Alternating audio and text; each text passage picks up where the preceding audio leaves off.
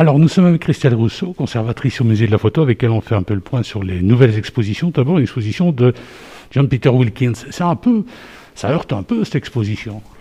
Alors oui, c'est vrai que la première impression qu'on peut avoir devant les photographies de Joel Peter Wilkins est peut-être un réflexe de recul, parce que certaines images sont assez difficiles à voir.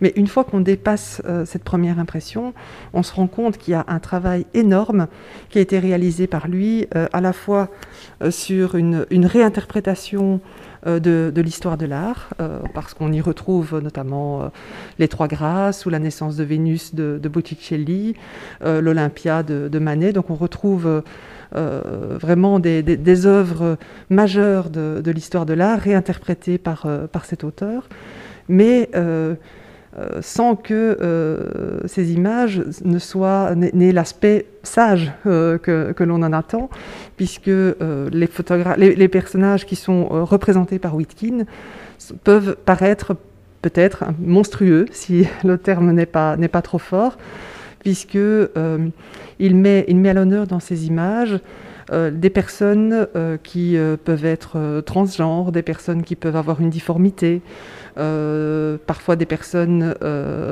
à qui il manque un membre, ou l'inverse, puisqu'il réinterprète la nature morte à partir de parfois certains morceaux de corps qu'il met en scène.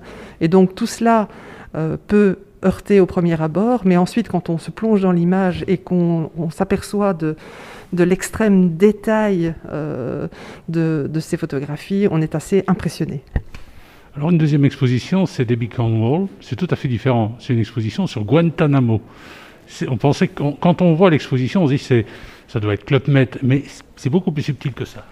Oui, en fait, Debbie Cornwall, qui est une photographe américaine, photographe mais également juriste, a été amenée à travailler sur Guantanamo, mais pas uniquement le Guantanamo dont on a à l'esprit l'image des silhouettes en orange des prisonniers, mais aussi la base navale qui se trouve juste à côté et sur laquelle vivent plusieurs milliers de soldats et leurs familles, ainsi que des travailleurs.